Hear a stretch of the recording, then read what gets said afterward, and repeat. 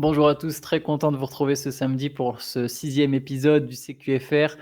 Celui où on répond à toutes vos questions. Il y a Théo avec moi, il y a Shai avec moi évidemment. Shai qui est devenu l'homme aux questions, c'est lui qui les trie pour nous et qui nous les pose et qui y répond aussi. Toujours aussi polyvalent, toujours aussi all around. Salut les gars, je suis content. C'est notre CQFR préféré, ça je le sais, je pense à nous tous. Surtout quand il n'y a pas d'actu basket, c'est bien. T'allais dire surtout quand il n'y a pas Théo. Je te jure, je me suis dit, mais pourquoi il l'attaque gratuitement? Tu vois, je ne me suis pas capté, mais. Je voudrais pas, je l'attaque que quand il est pas là. Je suis pas fou quand même. Ok, je me sens le bienvenu. Ça fait plaisir d'être avec vous un samedi matin. Bravo. Bel état d'esprit. Bon, bah, Shai, on te laisse la parole, hein, du coup. Bien sûr, oui. Excusez-moi. Et bien, une fois n'est pas coutume, on va commencer par un petit mail qu'on voulait vous lire. Parce qu'il nous a beaucoup fait rire et il nous a beaucoup plu aussi. C'est un mail de Fabien qui nous a déjà écrit, qui nous avait déjà fait des petits trophées, enfin pas des trophées, mais des comparaisons entre nous et des joueurs NBA. Et là il nous a fait des trophées de fin de saison en nous les décernant, et donc on voulait vous les lire un peu. Donc je vais vous lire ça. Fabien qui a décerné le Rookie of the Year à Pierre Armand. Qui d'autre que Pierre Armand pourrait revendiquer? Ben oui, bien sûr. Qui d'autre que Pierre Armand pourrait revendiquer ce trophée après avoir fait une apparition tellement remarquée au sein de BS, tel un trentenaire multi-MVP d'Euroleague qui fait enfin le grand saut en NBA, alors que son âge est plus proche de celui de son coach que de celui du sophomore de l'équipe. Pierre Armand a débarqué dans l'équipe de BS alors qu'il a sans doute plus d'expérience radiophonique que l'ensemble de son roster, hors Théo bien sûr. Et alors que ce type d'expérience se solde trop souvent par un échec cuisant en NBA pour ses génies incompris d'un des deux côtés de l'Atlantique, Pierre Armand a lui mis tout le monde d'accord dès sa première année en égayant les dimanches de nombreux amateurs de basket, de par sa connaissance quasi biblique du basketball et des cultures urbaines, et surtout grâce à une collection de reliques et autres goodies qui feraient pâlir Kendall, Chloé, voire même Kim K devant leur dressing. Et ce, même s'il devrait peut-être un peu moins s'acharner sur sa pauvre victime préférée, coucou CP3, à l'image d'un Larry Johnson, lui-même Rookie of the Year en son temps, célébrant un dunk rageur sur un adversaire. Voilà pour Pierre Armand, Rookie of the Year, d'après Fabien. Largement mérité. Largement mérité, évidemment.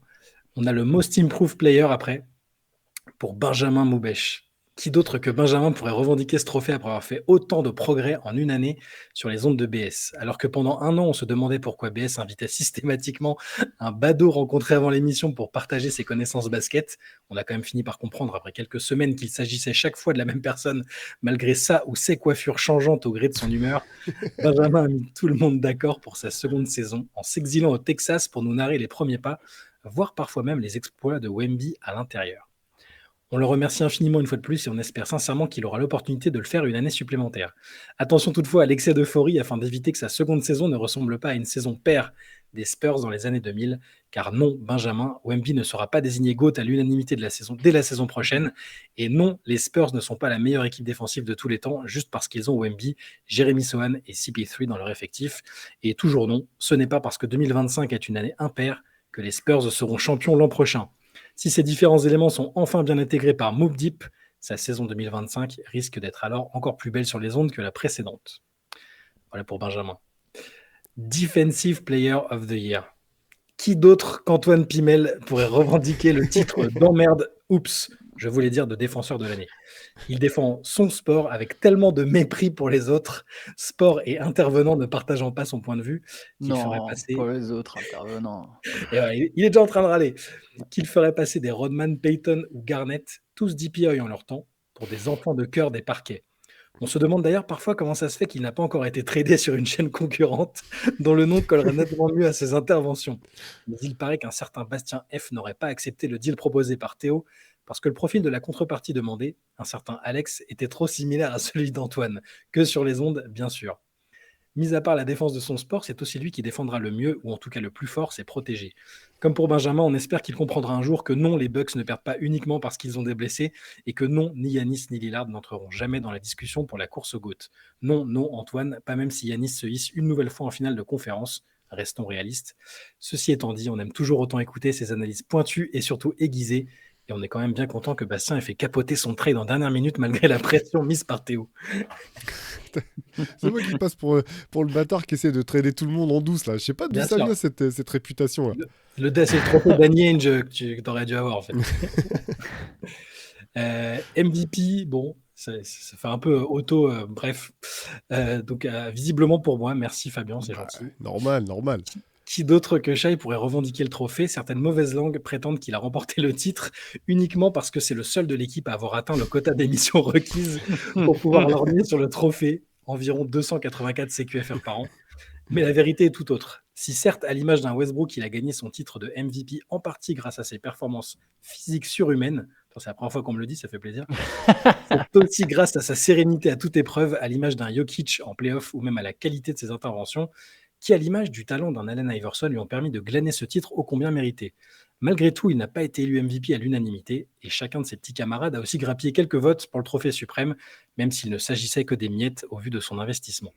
Il paraît que la communauté BS aurait d'ailleurs lancé une pétition pour que Théo accepte enfin de lui octroyer quelques jours de congé avant le début de la saison régulière. Dès que la saison NBA aura commencé, on sera par contre tout à fait d'accord qu'il soit à nouveau ligoté sur sa chaise face à son micro tous les matins pour nous faire, cerne jusque par terre, un petit résumé des highlights de la veille. Il y a toujours cette légende aussi que tu décides de mes congés. Je suis le tortionnaire qu'oblige les gens à travailler, clair, avec le fouet là. Et en parlant du tortionnaire, donc Théo, coach of the year, pour terminer. Qui d'autre que Théo pourrait revendiquer ce trophée, et pas uniquement parce qu'il démontre jour après jour, intervention après intervention, une connaissance sans limite du jeu et surtout de ses vices. Tel un Thibodeau, il parvient à convaincre, pour ne pas dire obliger, ses acolytes à recruter chaque jour un peu plus leurs limites.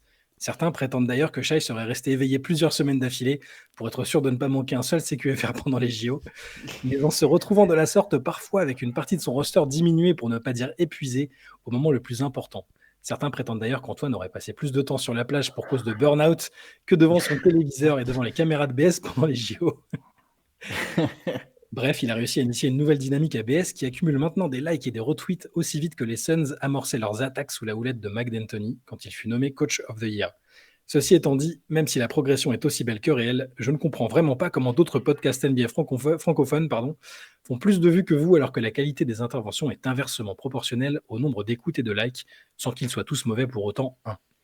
Enfin, à l'image d'un Doc Rivers, lui aussi coach of the year en champion, qui engage un de ses fils pour ses talents au sein de son roster, Théo est déjà en train de nous préparer à l'idée que sa progéniture sera la plus à même de prendre le relais quand sa retraite sonnera, en nous rappelant régulièrement que, son fils de 9 ans en connaît déjà nettement plus sur le basket que certains de ses acolytes à l'antenne, et que la culture musicale de sa fille, à peine plus âgée que son frère, n'a probablement rien à envier à celle de son compère de Hoop Culture. Bref, si vous n'avez pas compris, c'était une façon de vous remercier pour toutes vos interventions qui sont toujours un réel plaisir à lire et à écouter. Ouais. Donc, merci Fabien. Merci. On a tenu à lire ça pour le travail de rédaction que tu t'es infligé. Merci Fabien. C'est clair, parce que pour le coup, on en a écrit un paquet des trophées. On sait que c'est pas un exercice facile et que ça prend du temps. Donc, un grand merci. Ouais. On va maintenant passer aux questions, j'allais dire aux vraies questions, parce que c'était quand même nécessaire de faire cette intervention. Et on commence par une question d'Antoine V. Donc pas Antoine P, Antoine V. Il y en a d'autres. Qui nous dit, moi. C'est peut-être toi. On a tellement peu de questions qu'on met des pseudos, mais pas très discrets, quoi. Donc, question d'Antoine. Je me demandais où vous situeriez OKC en termes de contender pour la saison prochaine. Avec la très bonne saison qu'ils ont fait cette année, les bons joueurs qu'ils ont recrutés durant l'intersaison, les progressions naturelles de SGA et des autres, cette équipe semble vraiment plus forte. Pour moi, cette année, ils ont ce qu'il faut pour aller chercher le titre et ne doivent rien viser d'autre. Cependant, je ne sais pas comment l'expliquer, mais je n'arrive pas à les imaginer champions NBA. Est-ce que c'est trop tôt? Est-ce qu'ils peuvent être champions cette année? Pourquoi et qu'en pensez-vous? Je n'aurais pas mis tout en haut, mais je les aurais mis très haut. Genre, je pense dans la case des favoris. Ou des favoris. La fin de la case des favoris. Imaginons par exemple qu'il y ait 3-4 favoris. Je les mets à la fin de cette case. Ou très gros outsiders. Je pense que ça fait partie des 7-8 équipes qui ont une chance de décrocher le titre cette saison. On va dire que peut-être chaque saison, il y a entre 4 et 7 équipes qui peuvent jouer le titre. Je pense que je mettrais OKC dedans. Je ne les vois pas non plus champion. Peut-être effectivement un peu trop tôt. Peut-être parce que des fois ça demande d'être très visionnaire, d'imaginer un truc qui s'est encore jamais produit. Tu vois, de voir le Thunder avec cette équipe, c'est une équipe qui pour l'instant a joué une campagne de playoff. Ils n'étaient pas allés l'année d'avant en playoff. Je crois que je dis pas de si ils étaient allés avec Shea, mais c'était avec Chris Paul. Je le compte pas vraiment. C'était pas vraiment cette équipe avec Holmgren, Jalen Williams. Donc là, ils ont fait un second tour. Je pense que c'est une équipe je pense pas que ce soit le titre ou rien. Si le Thunder fait une finale de conférence ou des finales NBA, c'est bien. Je pense que l'objectif, c'est de faire mieux. C'est de faire mieux, que tu aies l'impression que tu sois toujours sur une courbe ascendante. Je ne me suis pas trompé cette fois-ci. Parce que voilà, quand tu répètes les échecs un peu au même stade, ça te donne un peu l'idée des Sixers, par exemple, de Joel Embiid, où au bout d'un moment, tu commences, ou des Clippers à l'époque de Chris Paul et de Blake Griffin, c'est que tu te dis, qu'est-ce qui se passe? Comment ça se fait qu'on n'arrive pas à passer ce cap? Donc si là, ne serait-ce que cette saison, ils font encore un tour de plus, ça donnera une impression de progression, ça continuera à maintenir la confiance dans ce groupe, ça va forcément booster les joueurs, mais je ne serais pas en mode titre ou rien, mais c'est une équipe qui peut aller prétendre au titre selon le développement de Jalen Williams, celui de Chet Holmgren et celui évidemment de Shai Gilgeous-Alexander. Ouais, je partage complètement ton avis. Je les mettrais peut-être un peu plus haut que. Enfin, je suis d'accord pour dire que c'est pas forcément l'équipe numéro 1 de mon classement si je devais en faire un, mais par contre, je pense qu'ils sont vraiment dans ce premier classement. Je suis pas sûr qu'il y ait 7 équipes qui puissent vraiment espérer jouer le titre, honnêtement. Mais par contre, ils sont à un moment qui est important et qui parfois peut être dangereux, je trouve. C'est-à-dire que d'un côté, tu peux te dire, il est peut-être un peu tôt, et en même temps, il est jamais vraiment trop tôt pour aller au bout. Et moi, finalement, c'est vraiment une équipe, je pense qu'elle doit aborder cette saison en se disant que l'objectif, c'est d'être champion NBA. Ça ne veut pas dire que ça sera un échec si ce n'est pas le cas. Et là-dessus, je te rejoins, Antoine. S'ils font finale de conférence, ce n'est pas un échec. Par contre, je pense vraiment qu'ils doivent se dire que l'objectif, c'est ça. Parce qu'au bout du compte, même si une partie de l'effectif est jeune, ils ont aussi leur meilleur joueur qui est en plein dans son prime. Alors c'est peut-être le début de son prime, on verra jusqu'où il ira, mais il est en plein dedans. C'est un joueur qui, finalement, moi je prends en compte les compétitions internationales, qui a joué pas mal de matchs importants en fait, avec le Canada sur les 2 dernières saisons, qui a été loin, qui est habitué à ce genre de choses maintenant. Donc je pense vraiment qu'il faut qu'ils abordent la saison en se disant que c'est maintenant qu'ils veulent gagner, parce qu'on sait que les fenêtres parfois sont plus courtes que ce qu'on peut imaginer. Et donc ouais, pour moi c'est vraiment, pour répondre à la question de base, un des principaux contenders et une équipe qui peut raisonnablement, je pense, espérer repartir avec le trophée. Pareil, pour moi, c'est un peu une fausse équipe de jeunes. C'était le cas l'année dernière, mais déjà très très mature. Et là, j'ai hâte de voir la saison 2 de Chet Holmgren, par exemple, de voir aussi Jalen Williams continuer de progresser. Les apports qui ont été faits pendant l'intersaison, c'est Caruso, Hartenstein, c'est quand même fort. Donc j'ai juste toujours peur, moi, de la pression qui est sur les équipes qui ont, entre guillemets, surperformé. On a vu que c'était leur vrai niveau. Ils sont quand même allés en demi-finale de conférence, mais qui n'étaient pas attendus et qui maintenant sont ultra attendus avec l'étiquette de favoris, au moins pour la conférence Ouest. C'est ma seule interrogation, mais je pense qu'ils vont quand même très bien gérer ça et je vois pas une saison fiasco pour OKC. De là à les mettre pour le titre, je ne sais pas si j'irai jusque-là, mais peut-être au moins la finale de conférence, ça me semble raisonnable. Ouais. Ouais, c'est clair. D'autant que au final, moi, j'ai pas été surpris de leur saison. Tôt dans l'année, quand même. Je me rappelle, on avait fait des CQFR, des podcasts, et tôt dans la saison, on s'est dit non, cette équipe, c'est sérieux, en fait. C'est pas. Pour le coup, leur parcours, là, je pense que c'est pas le. Alors, les Pacers me font peut-être mentir, mais je pense pas qu'il y ait de comparaison avec ce que les Pacers ont fait l'an dernier ou ce que l'année où t'en parlais, Antoine, l'année où les Hawks se sont allés jusqu'en finale de conférence. Je pense que c'est pas comparable avec ce que OKC a bâti l'an dernier. Et je pense vraiment que tout ce qu'ils ont bâti, c'est réplicable et que c'est sérieux, quoi, solide. Question du meilleur joueur de basket de la cité phocéenne, notre estimé ami Pierre Armand Samama, qui a voulu nous envoyer une question, je l'ai trouvée intéressante. De tous les matchs ou actions que vous avez pu voir dans votre vie, quel est celui ou celle que vous ne vous lassez jamais de revoir encore et encore? Alors, ça peut être une action, un match, c'est pas forcément peut-être plus compliqué parce qu'on se remate pas des vieux matchs comme ça tous les jours, mais peut-être une action, un truc, voilà. Pardon. Le tir de... Pardon, vas-y Théo. Non, vas-y, Antoine. Le tir de Lillard contre OKC, j'aime bien. Celui-là, j'aime bien le revoir. Avec le ciao, là. Ouais, celui-là, je l'ai revu assez fréquemment. Mais contre OKC aussi, c'est terrible, mais pendant un moment, j'aimais bien voir le buzzer beater de Stephen Curry. Pourtant, je ne sais pas si vous voyez lequel je parle, celui à 12 mètres. Bien sûr, il monte la balle, là. Ouais, exactement. Celui-là, je l'ai revu pas mal de fois, pourtant sans être une fan des Warriors ou quoi que ce soit, mais il y avait un truc avec ce tir. Ça dégageait quelque chose, même dans... Ça dégageait quelque chose chez Stephen Curry. Il ne tirait pas aussi souvent d'aussi loin à l'époque. Il y a eu un... Je n'ai pas envie de dire qu'il y a eu un avant et un après ce tir, mais je sais pas, tu sens que c'est passé quelque chose dans sa tête quand même. Ouais.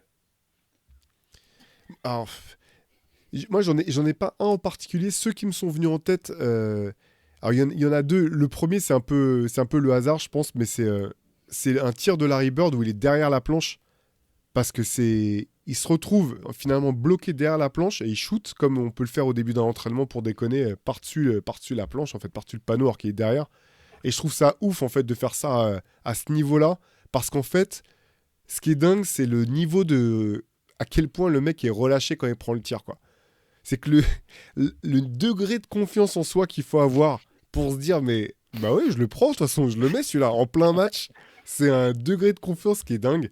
Et sinon, sur la beauté du geste, il y a deux moves de Jordan quand même. Il y a le up and under face aux Lakers en 91, là, où il monte et il redescend. Parce que il y a une telle impression de puissance et de facilité que c'est dingue. Et l'autre, c'est celui qui met contre les Nets, où il part de super loin et même chose, il monte, il redescend la balle et il passe de l'autre côté du panier parce que l'impression visuelle est trop folle. C'est les actions qui me viennent en tête tout de suite là. Moi, c'est marrant, j'en ai noté une pendant que vous parlez, une de Jordan aussi, mais qui a aucun impact, qui est moins importante culturellement, évidemment, parce que c'est survenu quand il était avec les Wizards, mais c'est le contre sur Ron Mercer. Ah oui, Où il demain. bloque contre la planche. Et en fait, je me lasse pas de la revoir parce que déjà à l'époque, sur les débuts de YouTube, quand on a commencé à avoir accès à ces vidéos-là, même en qualité faible, je l'ai mise 1 milliard de fois. Parce qu'à l'époque, elle m'avait traumatisé l'action. Je comprenais pas comment il avait fait. Et voilà, sur les actions uniques, je pense que le shoot de Lillard aussi, parce que voilà, vécu en direct, on l'a regardé, voilà, c'est particulier. Il est submergé par ses coéquipiers et tout. Enfin, c'était assez dingue. En plus, c'est le bad shot, parce qu'il y a tout ce qu'il y a eu derrière. Ouais. Le George qui dit que c'est un bad shot. Enfin, c'était magnifique. Et sinon, alors c'est pas une action en particulier, mais je me fais une sorte de pèlerinage intérieur tous les ans et je me mets la vidéo sur YouTube intitulée Penny Hardaway Top 40 Plays with the Orlando Magic. Voilà. Où tous les ans, je me le refais juste pour me rappeler de ce que faisait Penny Hardaway. Je l'ai vu un million de fois cette vidéo. Et si vous l'avez jamais vue, allez la voir parce que ça permet de rappeler un peu quel genre de joueur était Penny Hardaway. Voilà. Jolie sélection. Question. Ouais, c'est plutôt sympathique. Question suivante, question de Nicolas Bird. Il tient à ce qu'on précise Bird pour le faire connaître aux nouvelles générations, pour l'imposer. Il dit bonjour à toute l'équipe. Tout d'abord, merci pour tout ce que vous proposez et la qualité de vos contenus.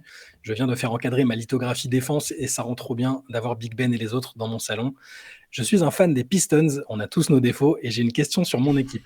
Alors vous verrez, elle rappellera la question de Wax et Wax se sentira peut-être moins seul s'il nous écoute.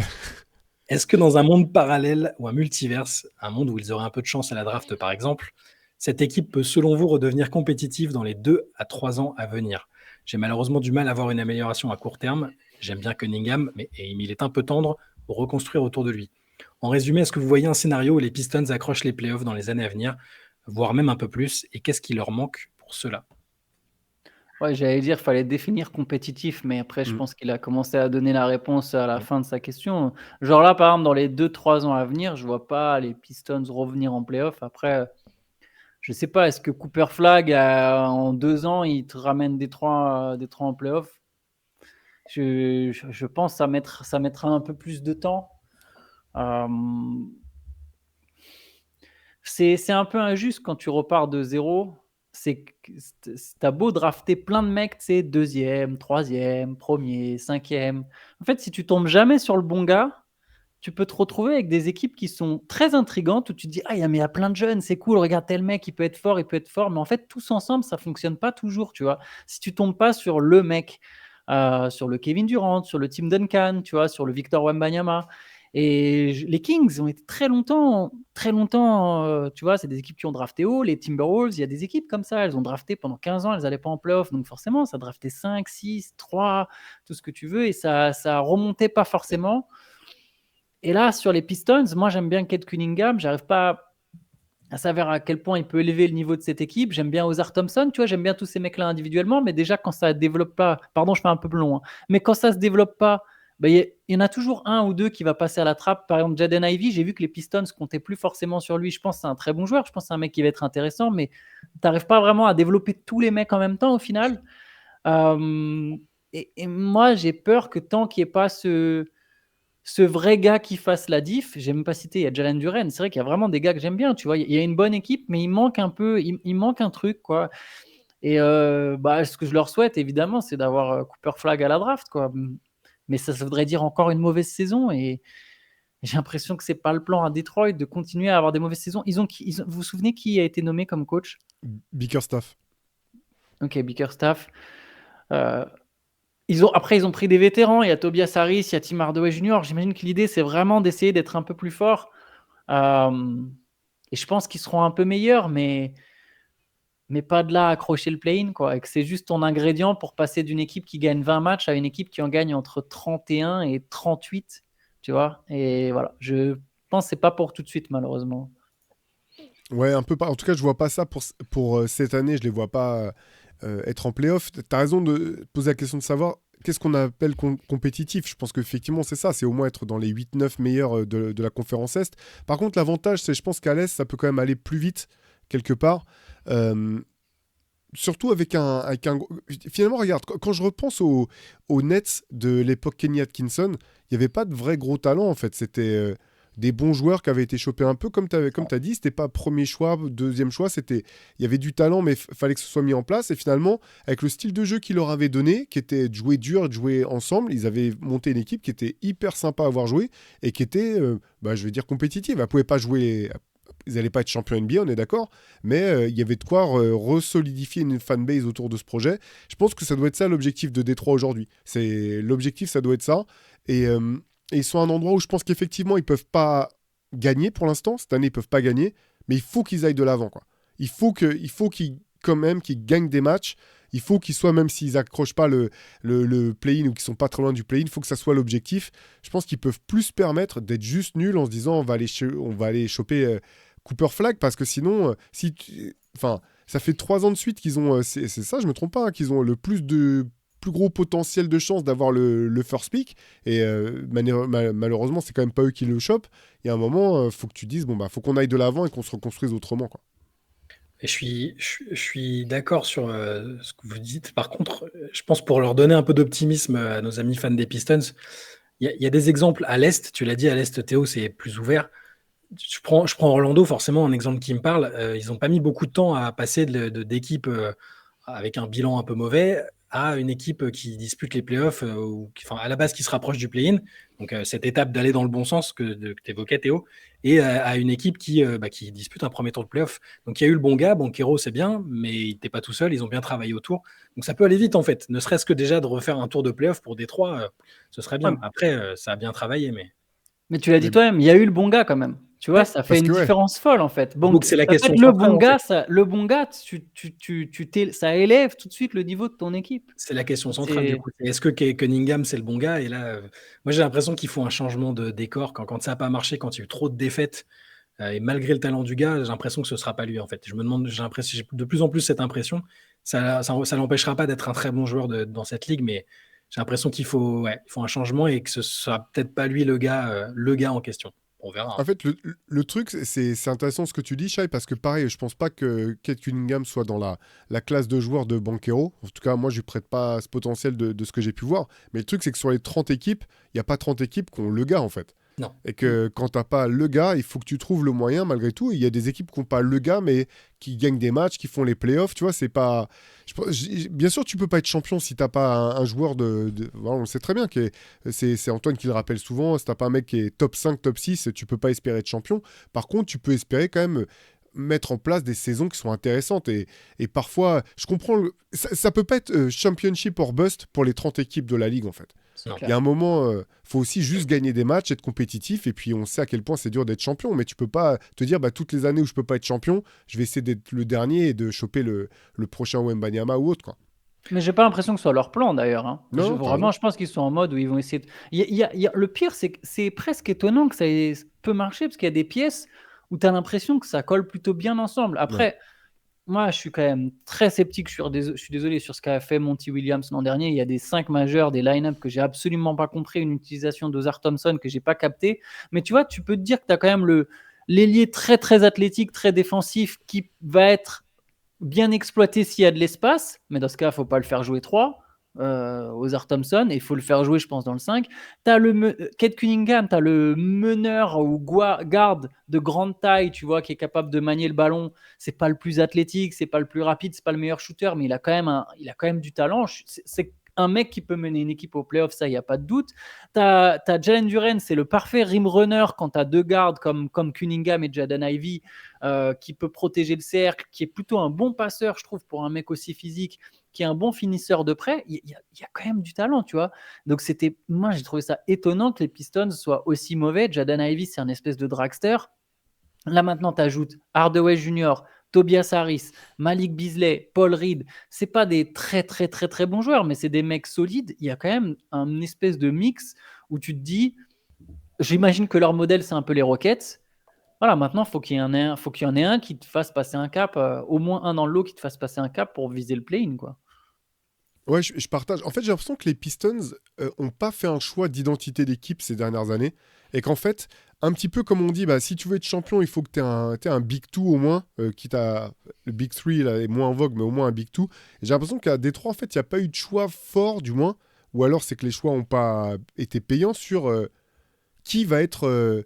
Qui doit être responsabilisé. Par exemple, je prends Jalen Duren, t'as l'impression que c'est un peu par hasard en fait que le mec qui s'est hissé à ce niveau-là parce qu'il a fait tout le sale boulot, défendre dur, aller prendre les rebonds, jouer 2 fois plus dur que tout le monde, mais que c'était pas dans le plan de départ en fait quelque part.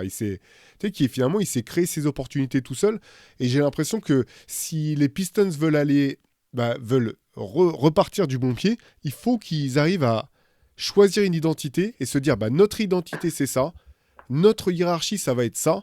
Et arriver à s'y tenir suffisamment longtemps pour voir si ça peut fonctionner ou pas, mais pas être dans les alternoiements permanents, quoi. C'est en ça que Bickerstaff, je pense, alors on a vu qu'il y avait ses limites, il y avait les limites avec Cleveland peut-être, mais je trouve que c'est un bon coach pour ce genre d'équipe peut-être et pour développer des joueurs. Je pense qu'on le verra plus à son avantage là. Mais bon, en tout cas pour les fans des Pistons, vous inquiétez pas, ça ira mieux un jour. Toutes les équipes vont mieux un jour. Les Kings vont mieux. Les Knicks sont redevenus une équipe qui compte, donc vous inquiétez pas, ça reviendra à un moment. Voilà. On enchaîne avec une question de Johan qui nous dit « Salut les gars, bravo à vous pour les podcasts quotidiens. Vous avez pu lire une de mes questions lors d'un CQFR du samedi, du coup j'ai vraiment l'impression d'avoir fait partie de l'émission.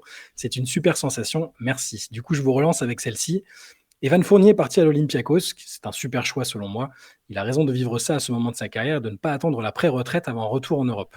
Sauriez-vous me donner des exemples de gros CV NBA qui, comme lui, en milieu de carrière pendant leur prime, ou presque, ont fait le choix d'abandonner la NBA pour l'Euroleague? Je me rappelle de Josh Childress, mais ce n'est pas du calibre d'Evan. Merci et à lundi, mardi, mercredi, jeudi, etc. pour les CQFR. En fait, c'est presque sans précédent. C'est très rare, en fait, les profils de joueurs comme Evan. Donc, 12 saisons NBA. Oui, si, j'ai envie de dire, faut limite pas compter les 2 dernières années parce qu'en fait, tu peux même pas jauger de son niveau de jeu vu qu'il n'était pas sur le terrain, quoi. Donc, des mecs qui ont passé 10-12 ans, qui sont à un moment où normalement ils sont soit dans leur prime, soit juste après, et qui sont en tout cas des joueurs performants qui étaient dans une option 1, 2 ou 3 de leur équipe et qui arrivent en Europe, ça se passe quasiment jamais, en fait. Les exemples que j'ai, c'est soit des joueurs qui étaient longtemps après leur prime, soit des joueurs qui étaient plus jeunes dans leur développement, soit des joueurs qui sont venus en Europe, mais finalement pour d'autres raisons. On peut penser à Michael Ray Richardson quand il débarque à Antibes, mais parce que interdit de NBA pour raison de contrôle antidrogue à répétition. C'est les mecs avec ce type de profil, mais ce que fait Evan, j'ai pas l'impression, parce que finalement, même un mec comme Nando, il a fait 2 ans en fait. Il est parti en NBA, il a vu qu'il pouvait jouer, qu'il n'aurait pas vraiment sa chance, il a choisi de revenir et d'être le meilleur joueur, il était le meilleur joueur d'Europe avec le CSKA, puis avec le FS Pilsen, mais je veux dire, il n'avait pas un gros CV en NBA en fait. Il y en a quand même un, c'est Nikola Mirotic, qui avait à peu près les mêmes stats. Il est parti même encore plus tôt, il est parti à 27 ans. Il a quand même fait plusieurs séries et saisons à 16-17 points par match. Là, il y avait l'incident avec Portis qui a peut-être compté un peu parce il avait expliqué après qu'il s'était senti abandonné un peu déjà dans son équipe et que derrière il n'avait pas spécialement eu envie de. Mais tu as raison, par contre, sur le profil, sur le niveau du joueur à l'échelle européenne, je trouve que c'est pas mal Mirotic comme comparaison. Moi, je pense, alors ça n'a pas grand-chose à voir en termes de statut, et puis même en termes d'âge, mais sinon, moi, je pense souvent à Dominique Wilkins à 34 ans et demi qui va au Pana, il va au Panathinaikos à l'époque. C'était plus le Dominique Wilkins. Il a fait 2 saisons, je me demande s'il n'a pas fait l'AEK et le Pana. Je crois qu'il n'a pas fait que le Pana. Il était allé en Italie après. Il a joué une saison à Bologne aussi, mais c'était encore plus sur la fin, je crois. Je suis pas sûr pour l'AEK, mais je vérifierai. Le Pana, c'est sûr et certain. Pana, c'est sûr, ouais. Après, en termes de standing, c'est évidemment supérieur à Evan Fournier, et puis il était un peu plus âgé que ne l'est Evan aujourd'hui. Mais oui, c'est pas une situation fréquente en fait. C'est ça la réponse, c'est que c'est pas du tout une situation commune qu'un joueur, que des joueurs aussi référencés, avec des contrats aussi élevés aussi. Evan, il avait un gros contrat quand même. Hein. Il n'était pas, il était pas en bout d'un contrat, d'un petit contrat vétéran. C'était quand même de belles sommes, et c'est pas fréquent. Ouais, mais t'as raison, mais pour Wilkins, c'est vrai que c'était vraiment aussi parce qu'il n'y avait plus de vraies offres à Ouais. l'époque en NBA, quoi. C'est parce que Daryl Dawkins avait fait ça aussi par le passé. Il y en avait eu d'autres, des joueurs quand même de ces générations-là qui étaient venus en Europe, mais c'était pas à ce stade-là de leur carrière en tout cas. Ouais. Question de Jean qui nous dit: je vous écoute depuis environ 1 an et ne rate rien ou presque. Merci encore pour tout ce que vous faites, autant que pour ce que vous êtes. Je suis tombé sur un compte Instagram il y a quelques mois d'un Camerounais nommé Nkwayne Kennedy qui habite à Bamenda. Il cumule plus d'1 million de followers et filme ses entraînements dans des conditions très sommaires et dramatiques pour un jour avoir la chance d'aller en NBA. Je suis sûr que vous le connaissez. Alors, je ne sais pas si vous le connaissez, les gars, si ça vous parle. Moi, j'étais pense. tombé dessus il n'y a pas très longtemps. Mais... Je pense savoir. Mm. Ouais. Ouais, pour resituer, c'est ça. Je vais finir de lire la question. Au vu de sa détermination, de son adresse, de sa caisse physique, quelles sont réellement les chances d'un jour atteindre son objectif, aussi bien pour le niveau de jeu que pour les difficultés administratives? Pour ma part, il est petit, ne fait pas partie d'un club d'envergure, joue sur un terrain grignoté par la végétation. Ses coéquipiers défenseurs utilisent des bâtons avec des bouteilles écrasées au bout pour simuler des défenseurs à plus grande envergure, mais sont très loin d'opposer une défense comparable à celle de la NBA. Est-ce que ça restera seulement un compte Instagram? Pourquoi ne pas tenter sa chance en Europe? Et plus généralement, y a-t-il déjà eu dans l'histoire de la NBA une accession à la Ligue d'une manière un peu folle? Alors sur Vas-y, les accessions à la Ligue de manière un peu folle, ouais, je pense à... Il y a des joueurs comme Georges Muresan, par exemple, qui a été repéré par hasard, en fait, juste sur la taille, ou même Manu de Ball, c'était un petit peu le même principe, si je ne me trompe pas, sur des particularités physiques très étonnantes.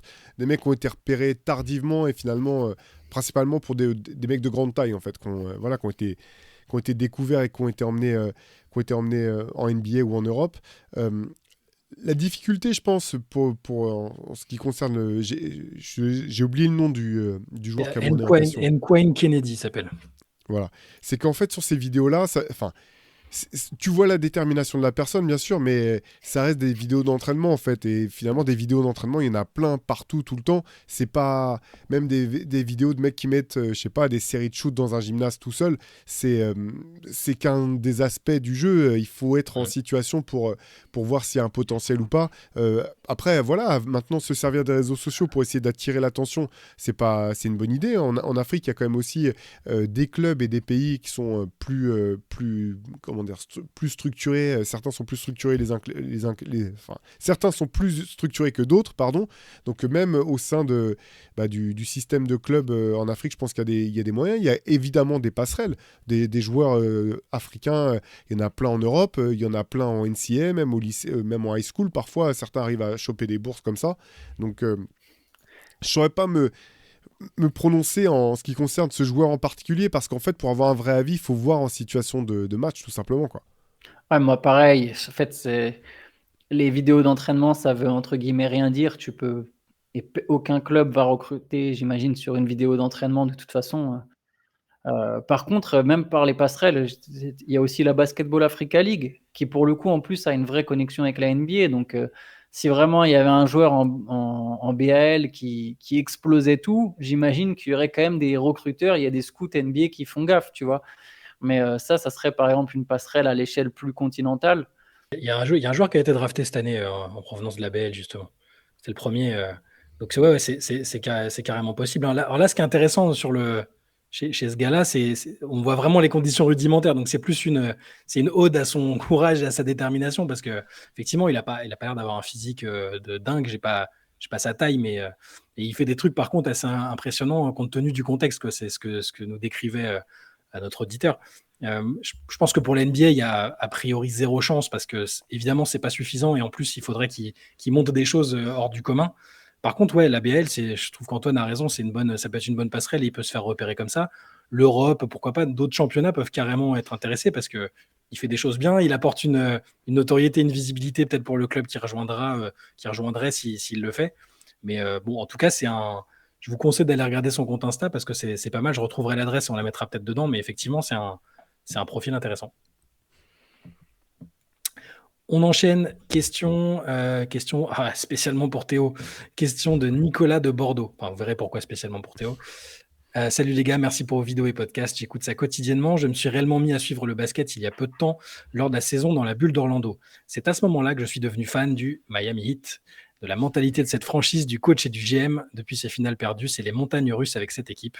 Une année, on est éliminé par les Bucks au premier tour. L'année d'après, on va en finale de conf. Puis un run incroyable l'année suivante, éliminé au premier tour, etc. À chaque fois, j'ai eu du mal à y croire. La saison régulière a l'air d'être prise à la légère par certains, entre parenthèses Jimmy Butler, et on les attend toujours en playoff, mais je ne vois pas cette équipe comme un vrai contender au titre. Je ne vois pas tellement de mouvement du côté du front office pour changer ça. Depuis des années, Hero est dans des rumeurs de transfert. Depuis peu, le cas Butler et son futur contrat, le projet Jovic, etc. Du coup, ma question est la suivante. Que pensez-vous de cette équipe? Où la situez-vous vraiment dans la hiérarchie de la ligue? Et doit-il y avoir des mouvements pour l'améliorer? Si oui, lesquels? Alors, c'est vraiment l'équipe super dure à placer. Moi, alors oui, je vais commencer par la fin. Oui, il faut qu'il y ait des mouvements, en fait. Parce que l'équipe, elle manque de toute façon de talent. C'est ce qu'on dit depuis 3 ans. Je pense qu'ils ont tiré... ils ont été au-delà de ce qu'on pouvait imaginer de ce que cette équipe serait capable de faire. En partie parce qu'elle a été sous-estimée, mais aussi parce qu'ils ont réussi à trouver des ressources insoupçonnées, en fait, malgré tout. Mm. Je pense pas que ça puisse durer. Moi, j'adore Jimmy Butler, mais le poids des ans fait qu'il y a un moment, tu peux plus non plus, en fait, et que c'est toujours très dangereux de miser sur le bouton on-off une fois en playoff. On l'a vu notamment de toutes les... Et le Heat est pas une dynastie, mais on l'a vu avec les équipes dynastiques, qu'il y a un moment où disent non, mais de toute façon, en playoff, on va appuyer sur le bouton. En fait, tu appuies sur le bouton, il se passe rien, quoi. Donc, je pense que pour Miami, comme... Antoine avait dit, je crois, dans un CQFR, attention, c'est quand on parle pas d'eux qui seront les plus dangereux. Donc je pense que c'est une équipe qui est dangereuse en saison régulière. Je pense que ça sera une équipe qui sera dure à manœuvrer en playoff si elle est au complet, ce qui est toujours le gros astérix. Mais par contre, je m'attends pas à ce qu'ils puissent refaire finalement les cartons qui ont été les leurs les cartons qui ont été les leurs par le passé. Et c'est marrant parce qu'il dit le projet Novic c'était dans notre groupe WhatsApp, je crois, pendant les Jeux Olympiques là. C'est ce joueur-là, par exemple, Jovic, j'ai aucune idée de son niveau, en fait. D'un match à l'autre, tu peux avoir l'impression que c'est un vrai futur joueur fort, et d'un match à l'autre, tu te dis, mais qu'est-ce qu'il fait sur le terrain? Il fait n'importe quoi, et même avec la Serbie, des fois, d'un carton à l'autre, je me disais, mais je comprends pas ce joueur, quoi. Et... alors, je dis pas il est pas toute l'équipe du 8 est pas à ce niveau-là, tu vois, c'est pas. Mais par exemple, tu vois, si tu disais non, mais Jovic, cette année, c'est un mec qui va être à 15 points, en fait.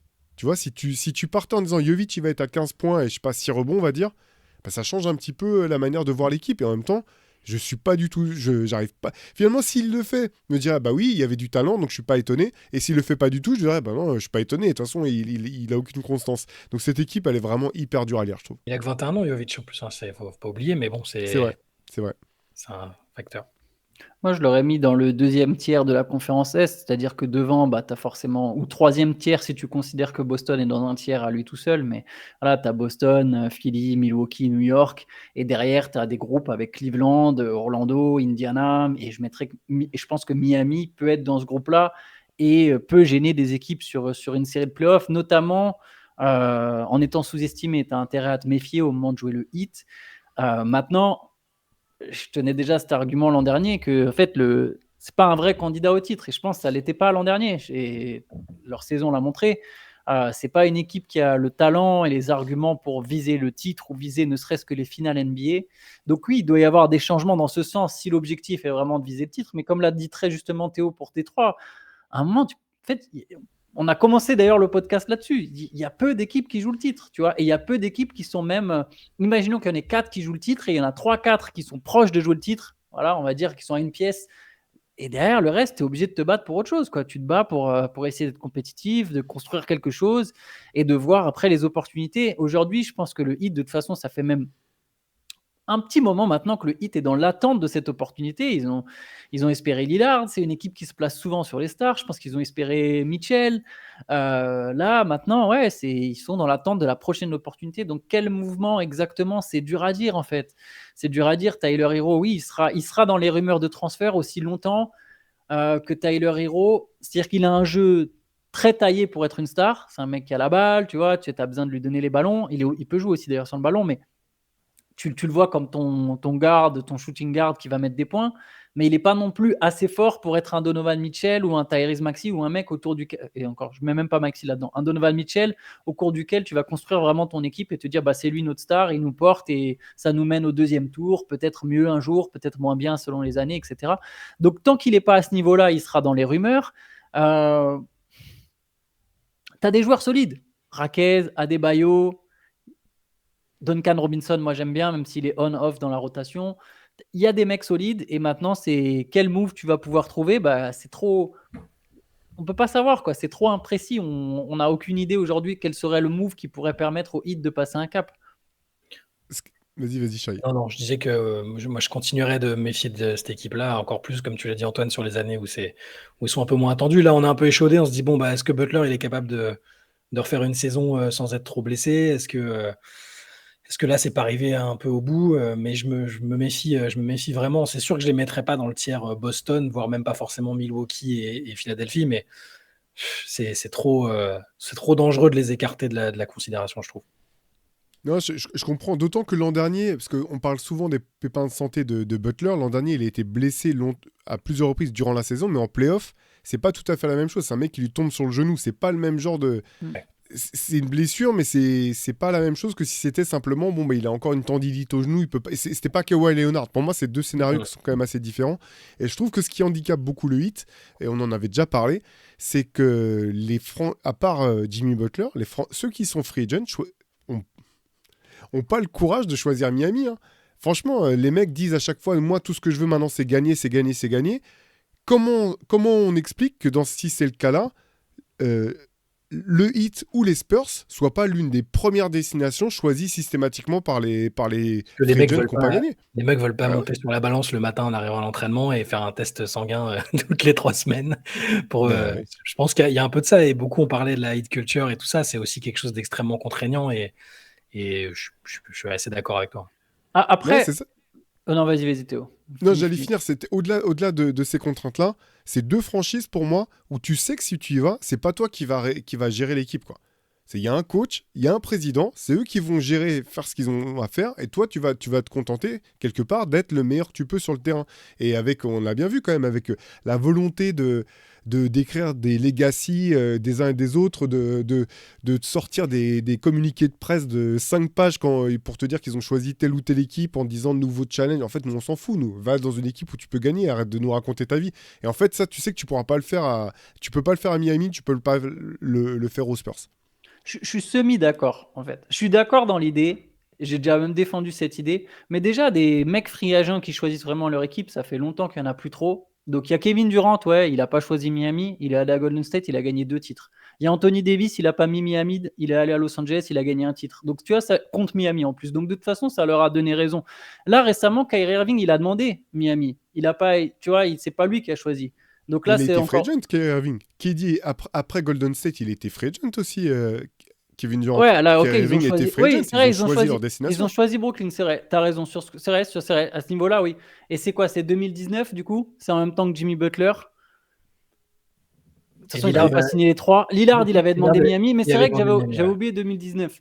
Et effectivement, quand 2019, Butler, il y va, Kevin Durant, il aurait pu aller avec Jimmy Butler plutôt que Kyrie, j'imagine. Mais Kyrie, c'est son pote. Après, je sais pas, tu vois, le Heat aussi s'est pas mis dans une position pour récupérer des stars aussi, parce qu'il y a plein de trades de merde. Je suis désolé, il faut le dire clairement, tu vois. Il y a eu des trades de Pat Riley, ça n'a pas de sens. Il y a des trucs où ils ont surpayé des mecs, ils ont encore lâché un tour de draft pour Terry Rozier. Tu vois, il y a des trucs. Ce que je veux dire, c'est que si ta ligne de défense, c'est de dire, moi, ce qui m'intéresse, c'est de gagner des titres, je veux être champion, tu choisis Miami ou tu choisis Brooklyn, en fait. Tu vois ce que je veux dire? Alors là, je cible ces deux joueurs-là parce qu'en fait, eux, ça faisait partie des choses. Et ouais, on veut monter notre propre équipe, on veut montrer qu'on peut gagner par nous-mêmes, etc. C'est juste qu'à un moment, si c'est ça vraiment la logique, il faut aller là où le CV des clubs est le plus lourd. Mais on est d'accord que le moment où ils vont à Brooklyn, je suis d'accord en fait. Sur 2019, je suis assez d'accord avec toi, mais le moment où ils vont à Brooklyn, ils vont pas non plus, tu vois, ils vont pas dans une équipe pourrie, quoi. L'équipe, elle est intéressante. Il y a quand même un truc qui se construit, sachant qu'il y avait on sait que Kevin Durant, au-delà de jouer avec Kyrie Irving, il y avait une envie de jouer à New York aussi. Tu Tu vois, c'était pas juste. Bien sûr, il a dit je veux gagner, mais c'était plus que ça. Tu vois, il a pas dit je veux juste que gagner. Tu vois, s'il avait dit je veux que gagner, et rien d'autre qui m'intéresse, je comprends, mais ça a jamais été son discours, tu vois. Après, Kevin Durant il est capable de se contredire, mais on sait quand même. Alors, il l'a jamais dit directement, mais on savait depuis un long moment qu'il y avait un gros intérêt pour New York, pour la ville de New York, et notamment via son associé. On savait depuis un long moment qu'il voulait absolument jouer avec Kyrie Irving. Tu vois, c'était pas juste moi j'ai dit que je voulais que gagner et c'est que ça qui m'intéresse, tu vois. Sinon là j'aurais été complètement d'accord avec toi, mais je suis d'accord en partie avec toi, tu vois. Je pense que le Heat des fois aurait pu avoir plus de considération de la part de certains free agents, mais j'ai l'impression qu'il y avait plus que ça, tu vois. Même Donovan Mitchell, il a demandé Miami aussi, tu vois. La plupart des mecs sont intéressés, mais le Heat est jamais en mesure de faire un trade parce qu'ils ont jamais bien les atouts. Et Pat Riley, je pense qu'il y a des trucs qu'il a mal négociés aussi, tu vois. Le Heat a plein de force sur créer des groupes, créer une culture, trouver des joueurs, tu vois. Mais il y a aussi plein d'erreurs aussi du côté de Miami qui ont aussi d'une certaine manière empêché Miami, mais pas d'aller plus loin parce qu'au final Miami a quand même joué 2 finales, donc quelque part ça leur donne raison à eux aussi. Mais je sais pas, c'est plus, je pense que c'est un peu plus nuancé selon mon propre point de vue en tout cas. Moi, je pense que les mecs ont juste peur du Donis Haslem et de se faire embrouiller s'ils écoutent pas bien pendant les temps morts et que ça en a dissuadé plus d'un, voilà. Par contre, c'est possible que ça fasse peur, hein, Miami aussi. Ouais, je pense que ça joue, honnêtement. Je pense que ça joue. Comme si tu vas à San Antonio, tu sais que tu vas pas, au bout de 3 matchs ou de 2 mois, aller voir le GM en disant non, mais le coach, là, ça se passe pas bien avec lui, quoi.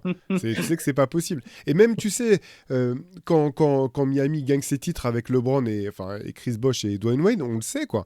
LeBron, il a été demandé la tête de Spoelstra. Alors, là, j'exagère en disant la tête. En gros, il espère. Je suis quasiment certain qu'au moment où il signe à Miami, il se dit quand même, de toute façon, si ça marche pas, c'est pas Riley qui va coacher, on va gagner un titre. Et en fait, bah non, ça s'est pas passé comme ça. Et je pense que c'est aussi une des raisons pour lesquelles, finalement, il est parti aussi vite à la fin de l'aventure avec Miami, parce qu'il savait que de toute façon, il n'allait pas pouvoir dicter au club ses choix à lui en termes de recrutement et de direction d'équipe.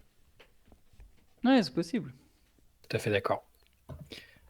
Allez, on passe à une question de Michael qui nous demande quand vous pensez à tous les contenders de la saison 2024-2025, si vous deviez miser une pièce sur la franchise qui va complètement se planter, c'est-à-dire élimination au play-in ou au premier tour des playoffs, sur laquelle vous miseriez? Une seule Pareil, équipe. faudrait qu'on définisse contender parce que tout le monde va avoir des définitions différentes. Et il aurait Parmi fallu les qu'il me mette sa favoris, liste de. Ouais, mais tu vois, les favoris, ça veut dire quoi? Parce que moi, comme Théo, j'ai dit 8 tout à l'heure, mais en vérité, je pense que c'est plus 4, tu vois, des équipes qui peuvent vraiment gagner. Il y en a peut-être 4 autres qui sont à une pièce. Genre Milwaukee, il faudrait qu'il y ait pas mal d'alignements. Je les mettrais dans les favoris, mais avec quand même des conditions. Alors que si tu me dis sans conditions, bah, il y a Boston, peut-être Dallas et. Tu vois, OKC, Philly, je sais pas. Donc, imaginons. Allez, je vous donne une liste. Moi, je vais donner la liste. Alors, vous me dites si vous êtes d'accord, si vous voulez ajouter quelqu'un. Je mettrais Boston, Philly, OKC, Denver, Dallas. Je sais même pas si Milwaukee, on peut vraiment les mettre dedans. Mais tu vois, parce que si tu mets Milwaukee, tu ouvres la porte. Et OKC, pardon, j'ai oublié OKC. Et allez, peut-être Milwaukee parce qu'il y a Yanis. Tu vois, en gros, on a pris grosso modo les équipes des meilleurs. Par exemple, je ne mettrais pas Minnesota. Parce que si tu mets Minnesota dedans, bah, je te dis Minnesota, du coup. C'est ça ma réponse directe, tu vois. Non, c'est pas. Donc- Après, même s'ils ont été en finale de conf, c'est pas. Je suis d'accord sur le terme contender, c'est vraiment ceux qui sont attendus au bout. Après, il y a des gens peut-être qui pensent que Minnesota va aller au bout. Hein, donc...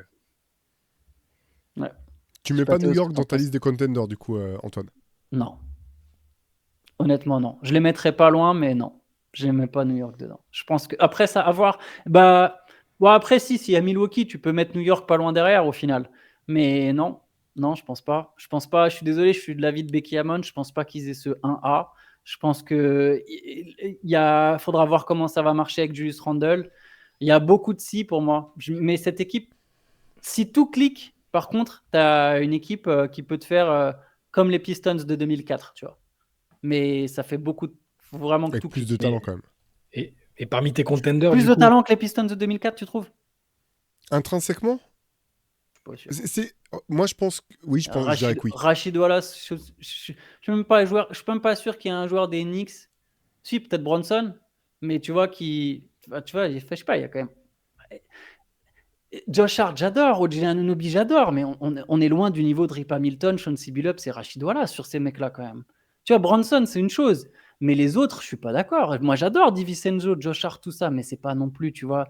Michael Bridges, tu le mets pas au-dessus de Ah, DiVincenzo ou. Ah si, Michael Bridges, si, mais je le mets pas au niveau de Rashid Wallace, Michael Bridges. Je suis Et même tu pas le mets. sûr que je le mette au Ouais. niveau de Rip Hamilton. Tayshaun Prince?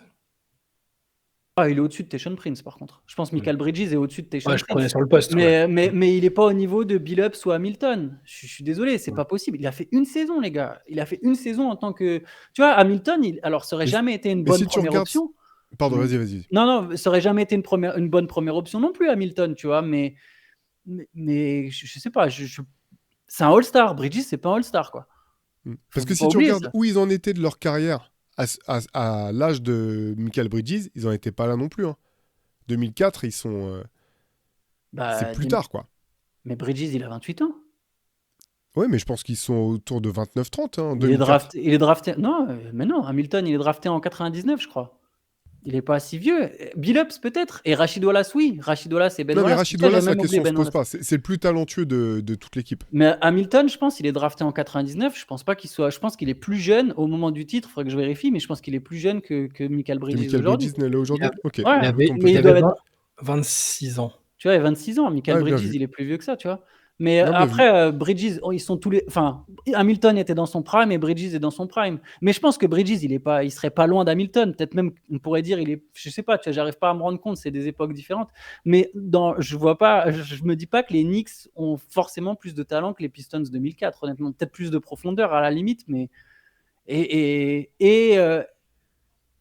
je serais même tenté de dire que, pour le coup, il y a plus de concurrence pour les Knicks aujourd'hui que pour les Pistons de 2004, tu vois. Hmm. Ou franchement, à part les Nets de Jason... Et encore, les Nets, c'est une équipe moyennasse, tu vois. Il n'y a pas... c'est... Et, Donc mais non, je ne Non, mettrais si, il pas y a forcément New Indiana. York dedans. Si, t'as Indiana quand même dans Ouais, il y a Indiana, oui, c'est vrai. il y a Indiana avec de Stephen l'époque. Jackson, Mais Jermaine ouais. O'Neal. Ouais. mais Ouais, du c'est coup, vrai. parmi tes contenders, ceux que toi tu considères comme les contenders, est-ce qu'il y en a une que tu vois plus que d'autres capable d'exploser en vol, entre guillemets? C'est un peu ça la question, je pense. Et toi, Théo, pareil, hein, Ça, ce parmi serait les gens que Moi, tu je- considères. Moi, j'en ai deux en fait. Mais c'est deux équipes qui sont censées, je pense, aller loin, qui, je pense, vont aller loin. Mais je pense que les deux, en fait, sur lesquels je miserais le plus facilement, c'est Philadelphie, à cause de l'historique de blessures et de bordel, je vais dire, de l'équipe. Tu sais qu'avec Philadelphie, quand ça s'est mal passé, ça s'est vraiment mal passé, quoi. Et l'autre équipe, je pense malgré tout que c'est Dallas, parce que j'aime beaucoup Dallas. Mm. Mais si t'as l'un des deux qui se blesse, enfin, la valeur de l'équipe repose avant tout sur le talent de son Big Two. Et je pense que si t'as l'un des deux qui est pas présent, ça peut vite vriller, en fait. J'aurais dit Dallas aussi, c'est pour ça. Et je pense pas que ça va être, je pense pas qu'ils vont vriller, mais Non, ouais, non, pardon, non plus. mais je pense que voilà, c'est une équipe à qui ça leur pend au bout du nez potentiellement, quoi. La, C'est celle la qui a le plus fatigue de aussi. risques, ouais. Vas-y, Jacques, pardon. Non, je dis juste, c'est pour moi aussi, c'est celle où il y a le plus de risques, mais qui peut tout à fait, je les vois tout à fait, pourquoi pas retourner en finale. Hein. C'est Tatum qui disait que lui, il imaginait un remake la saison prochaine, mais pour les raisons que tu as évoquées, Théo, et en plus de la particularité des joueurs de certains joueurs de Dallas, ça peut être instable, on ne sait pas, mais ouais, je dirais Dallas comme ça. Et pour les autres, il y a un risque un peu partout. Je me méfie un peu de Milwaukee aussi parce que Doc Rivers, mais ouais, voilà. Dallas et peut-être Milwaukee pour moi parmi les équipes. Dallas, là où je vous rejoins, c'est que je pense en plus il y a pas mal de fatigue accumulée quand même. Tu as joué toute une finale, tu as joué toute une saison avec des finales. Donc Dallas, pourquoi pas? On sait que les équipes qui font finalistes derrière ont du mal. Hein. Il y en a plusieurs qui sortent au premier tour. Donc Dallas serait effectivement aussi peut-être mon premier choix. Milwaukee a le risque. Je crois que c'est Milwaukee que j'ai cité direct en premier quand tu m'as reposé la question. Mais quelque part, je me dis, il y a trop à perdre en fait. Ils ont trop à perdre pour se permettre de se foirer aussitôt. Tu vois, tu peux y avoir des répercussions sur Yanis, des répercussions sur Lillard. Je me dis, ils ont tout intérêt à vraiment pas se chier, quoi. Ouais. Mais si on inclut New York, je serais partant pour mettre New York dedans. Et si on inclut Minnesota, mon premier nom aurait été Minnesota. On sent le petit scepticisme envers les Knicks et les Wolves. Ça te suivra toute la saison. Si la finale NBA, c'est New York-Minnesota, Ça on serait ressortira beau, hein. cette Ça voudrait dire qu'il y aurait deux gros collectifs en finale. Ce serait sympa. Mais... Allez, Nat nous propose 5 unpopular opinions et je vais vous demander laquelle vous semble la plus plausible. Donc 5 takes qu'il envisage pour la saison. Et il faudrait que vous en choisissiez une qui vous semble Elle est plausible, on va dire. Alors, il y a justement, pour Antoine, la hype New York va faire pchit avec une élimination précoce. Pourquoi? Parce que le roster est beau sur le papier, mais qu'il y a seulement un vrai All-Star et que Randle sera une liability en playoff. Dallas est arrivé en finale NBA avec des circonstances favorables et ne dépassera pas les demi-finales de conférence. Pourquoi? Parce qu'une équipe composée de 2 All-Stars au poste 1, ça n'a jamais été champion dans l'histoire. Ensuite, le trio SGA Holmgren sera le meilleur trio de la ligue cette saison. Et il nous dit c'est Jalen moins Williams, clinquant. C'est moins clinquant. Ouais, j'ai dit Jalen Williams. C'est moins clinquant que Tatum, Jay Brown, Porzingis ou que Jokic, Murray, Porter Jr. Mais c'est ultra efficace des deux côtés. Donc, en gros, j'imagine que ça veut dire que pour lui, OKC sera très très haut. Les Golden State Warriors seront pathétiques cette saison et ne seront même pas au play-in avec un Curry dont les performances vont baisser. Ou enfin, Westbrook va renaître de ses cendres et enfin obtenir la bague qu'il mérite. Non, je rigole, il va faire du Westbrook, rendre Malone et Jokic complètement fous et finira benché au cours de la saison car absolument pas compatible avec le système des Nuggets. Mais il sera peut-être benché dès le départ pour le coup. Enfin, Peut-être, pardon, vas-y, j'arrête pas de Du coup, couper, je vous récapitule, mais en gros, ce serait Westbrook catastrophe à Denver, les Warriors catastrophe et éliminés très très tôt. Le trio d'OKC qui est dominant sur la ligue, New York qui fait pchit, ou Dallas qui fait pchit aussi. Il y a plein de trucs hyper crédibles. Je vais choisir le plus positif de tous, là, le trio d'OKC. Non, mais ça, c'est pour toi, c'est le plus plausible ou le moins plausible? Le plus plausible. C'est ça, on devait choisir le plus plausible? Ouais, c'est ça. Ah, ok, pardon. Mince. Alors attends, je vais les reprendre une par une. New York qui fait pchit, je pense que ça fera pas complètement pchit, mais je serais pas surpris que les Knicks sortent au même stade que l'an dernier et que l'année d'avant, c'est-à-dire au second tour. Dallas qui sort au second tour, ça me semble tout à fait possible. OKC, meilleur trio, ça me semble aussi très très possible, notamment en saison régulière. Je serais pas surpris qu'ils finissent premier de toute la ligue, genre meilleur bilan. Ils étaient premiers à l'Ouest l'an dernier. Ouais, je suis pas surpris que ça soit à nouveau le cas en ayant carrément le meilleur bilan et que du coup on se dit c'est le meilleur trio, mais sur la saison régulière, je pense pas que ce soit le meilleur trio. Westbrook, je pense qu'il sera benché dès le départ et qu'au contraire, il va pas rendre fou. Donc ça, pour moi, c'est pas plausible. Et c'était quoi il sortira du banc. Parce que benché, ça fait... Pour moi, il y a le côté... Oui, voilà, c'est ça. Et le reste, la dernière, c'est les Warriors qui seront pathétiques avec Curry dont les performances vont ça, j'y crois pas. Je pense qu'effectivement, ils iront peut-être pas en play-off et tout, mais je pense pas qu'ils seront pathétiques. Je pense qu'ils ont recruté des bons joueurs. Peut-être que même si Curry venait à baisser le pied, je pense que l'équipe sera pas, c'est pas en mode ça sera catastrophique. Donc je vais dire comme Théo, je pense la plus probable, ça sera le trio de Casey qui domine la saison régulière notamment. Et moi, je vais miser sur Dallas qui a du mal et qui sort, pour être dans la lignée de ce que j'ai dit juste avant, histoire d'être cohérent. Dallas qui sort peut-être plus tôt que prévu et qui fonctionne moins bien que ce qu'on attendait. Voilà pour moi. Petit jeu ensuite. Petit jeu avec simplement des questions pour voir un peu à chaque fois. Donc, on va vous proposer 3 joueurs. C'est un jeu proposé par Joachim. Lequel de ces 3 joueurs a la meilleure moyenne en carrière? Je vais vous sortir 3 noms à chaque fois. Il faut que vous me disiez qui, selon vous, a la meilleure moyenne en carrière. Okay. C'est parti. Lequel de ces 3 joueurs a la meilleure moyenne de points en carrière? Évidemment, Google est interdit. Stephen Curry, Damian Lillard ou Trae Young? Young, je pense. Théo? Je vais dire oui, parce que je pense que ses premières années, il devait scorer plus que Curry et Lillard dans leurs premières années. C'est effectivement Trae Young avec 25,5 points devant Damian Lillard, 25,1 et Curry, 24,8. Lequel de ces 3 joueurs a la meilleure moyenne de passes décisives en carrière entre LaMelo Ball, James Harden et Nikola Jokic? Harden, j'aurais dit. Moi aussi, Harden. C'est LaMelo Ball avec 7,4. Pareil. Devant Harden, 7,1 et Jokic, 6,9. Avec moins de saisons, évidemment. Mais... Ouais, c'est ça. C'est ça, parce qu'en fait, les premières saisons de Jokic, tu joues pas beaucoup. Là, ça plombe sa moyenne, alors que LaMelo a tout de suite fait des stats, quoi. C'est ça. Lequel de ces 3 joueurs a la meilleure moyenne de rebonds en carrière?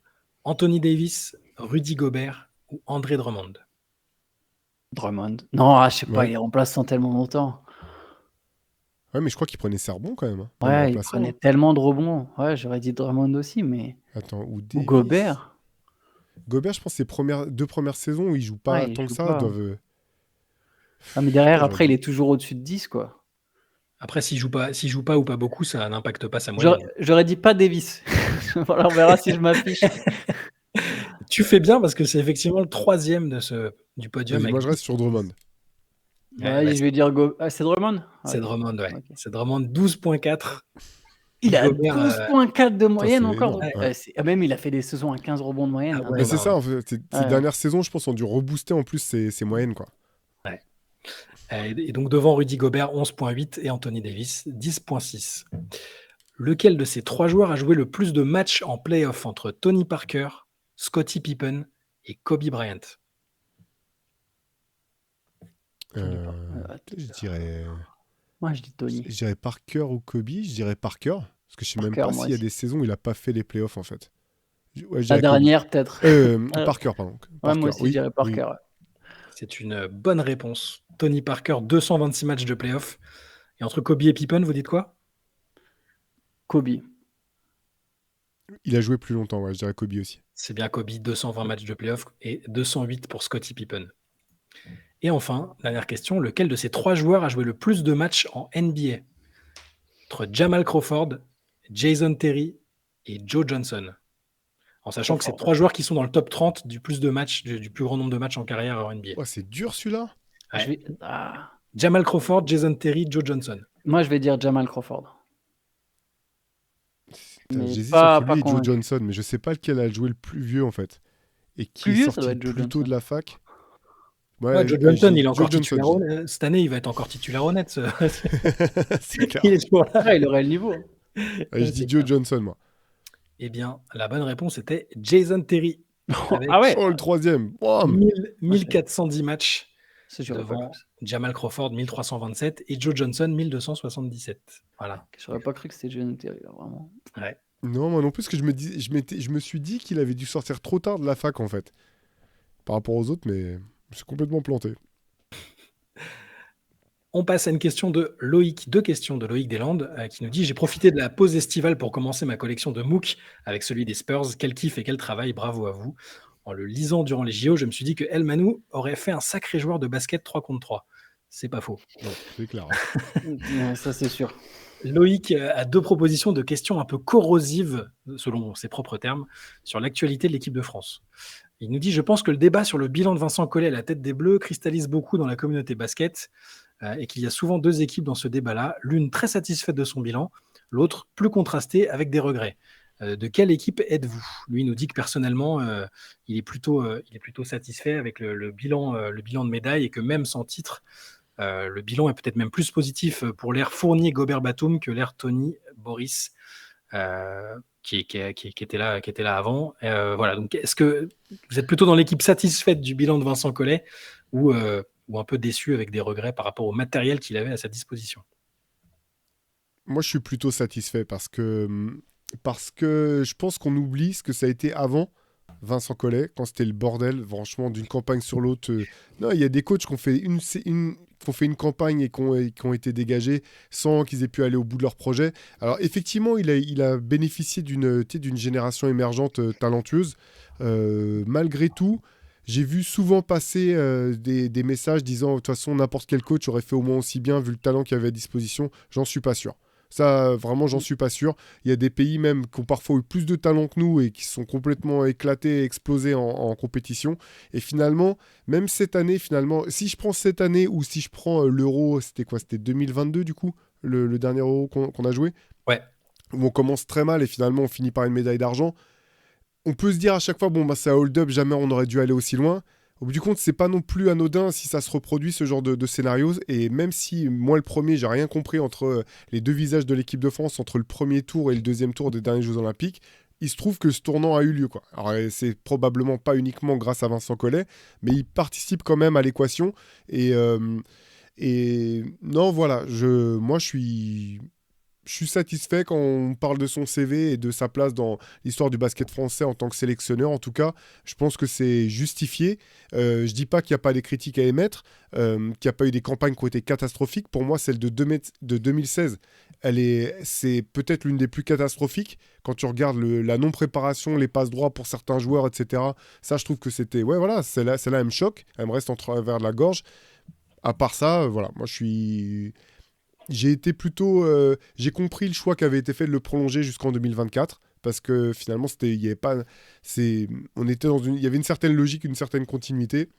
Voilà, moi je suis plutôt dans ceux qui sont satisfaits, pardon, même si bien sûr on aurait pu espérer avoir plus de médailles d'or, on peut toujours le faire, mais je suis pas certain que n'importe quel autre coach aurait pu faire beaucoup mieux ou faire mieux avec le même potentiel de Tout joueurs. à, tout à fait d'accord. Moi, je suis satisfait aussi. Et bien sûr qu'après, des fois, on peut avoir des remarques sur le jeu qui a été pratiqué, sur certaines choses, mais je pense que dans l'ensemble, Collet a fait quand même du très gros travail. Il y a même des médailles, on s'en souvient plus aujourd'hui, mais on était à des années-lumière de devoir. Je me souviens de la Coupe du Monde 2014, où au final, la France finit avec le bronze. Alors, c'est pas, même pas une médaille d'argent, mais c'est une compétition où les Français étaient très loin d'être considérés parmi les 3 meilleures équipes au départ de la compète. Et Vincent Collet, par son coaching, a fortement contribué à ce que l'équipe de France aille jusque-là. Moi, comme toi, Théo, je pense vraiment pas que n'importe quel coach aurait pu avoir les mêmes résultats. Je pense que très souvent, par chauvinisme, on s'est mis sur un espèce de pied d'égalité avec l'Espagne. Je pense qu'en réalité, ils étaient vraiment meilleurs que nous. Et les résultats parlent. Alors, vraiment meilleurs. Non, peut-être pas vraiment meilleurs, mais ils étaient meilleurs que nous. Je pense que l'Espagne était une meilleure équipe que nous sur pas mal d'aspects. Et que quelque part, c'est logique qu'on n'ait pas la même, tu vois, le même palmarès sur cette période. Je trouve que dans l'ensemble, non, Collet, il a vraiment fait du bon taf, quoi. Moi aussi, je suis plutôt Oui. du côté bilan évidemment plutôt positif. Par contre, je pense que le cycle a duré un peu trop longtemps. J'aurais pas été contre un changement un peu radical à un moment, peut-être après, je sais pas, ouais, tu vois, la prolongation dont tu parlais, Théo, jusqu'à 2024, moi j'étais un peu plus sceptique. Après, la question, c'est toujours par qui est-ce que tu le remplaces? Est-ce qu'il y a vraiment quelqu'un qui a une vision? Et ça, du coup, j'en suis pas sûr. C'est pour ça que j'étais pas déçu que Vincent Collet soit conservé.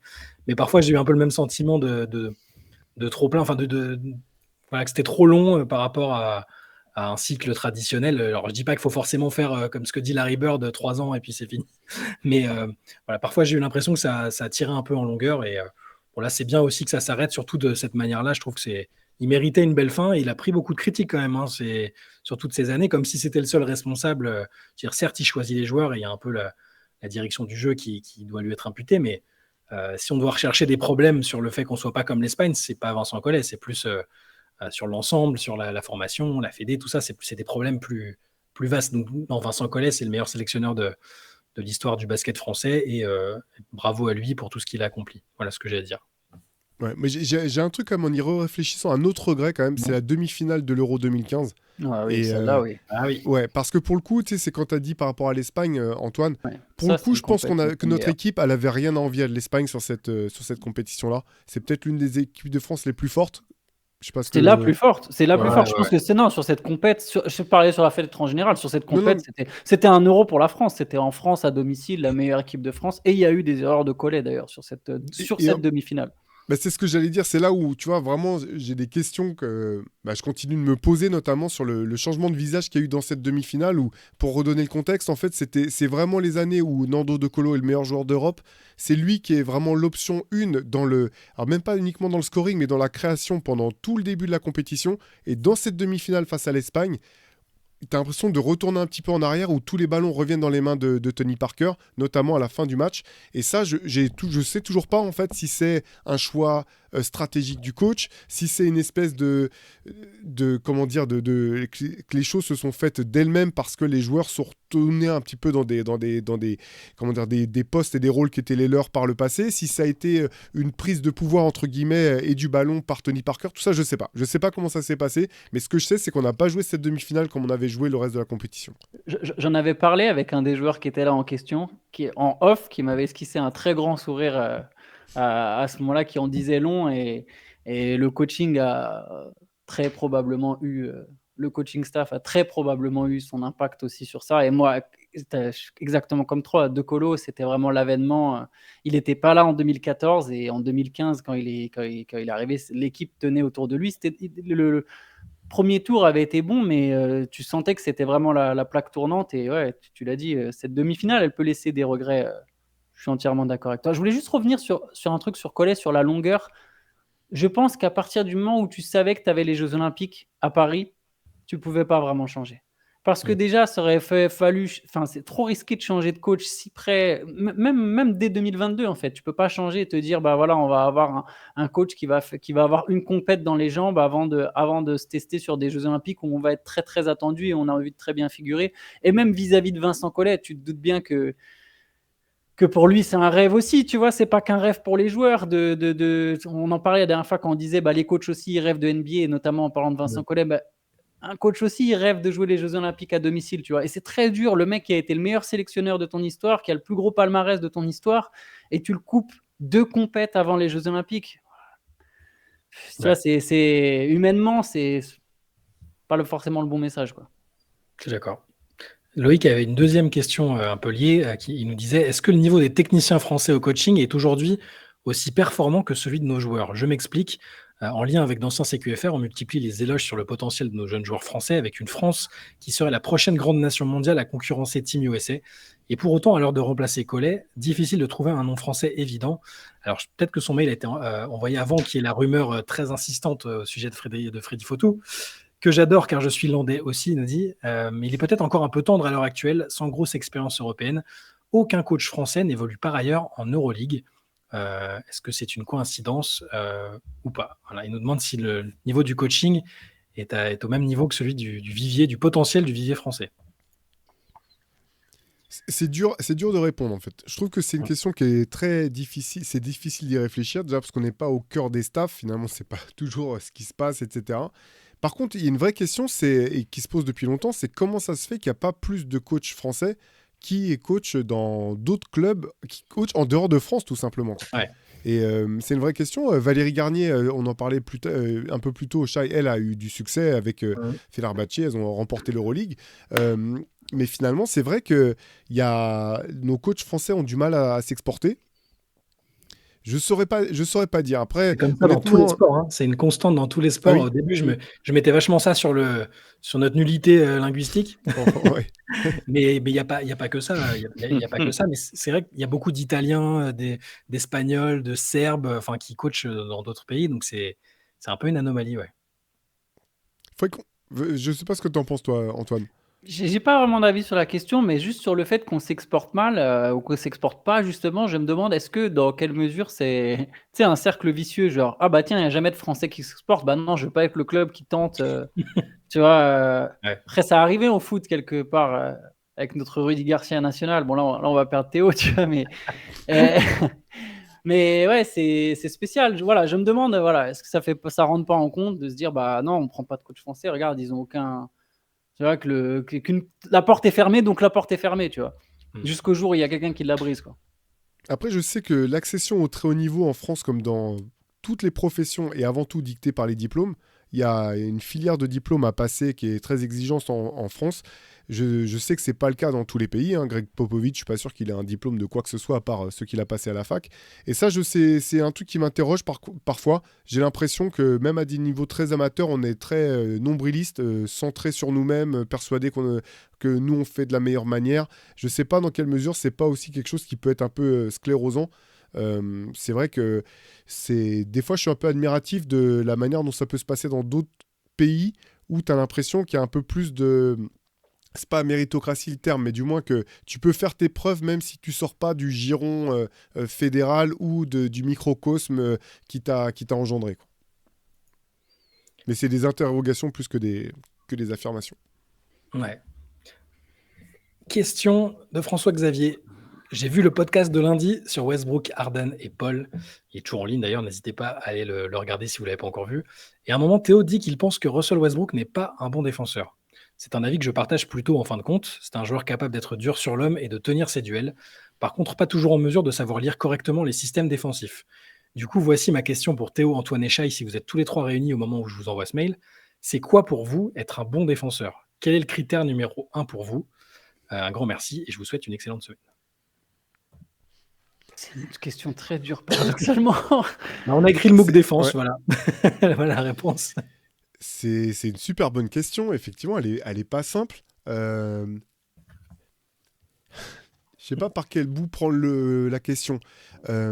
J'ai l'impression que peut-être c'est d'être en mesure de comprendre et de respecter le plan de jeu défensif de ton équipe.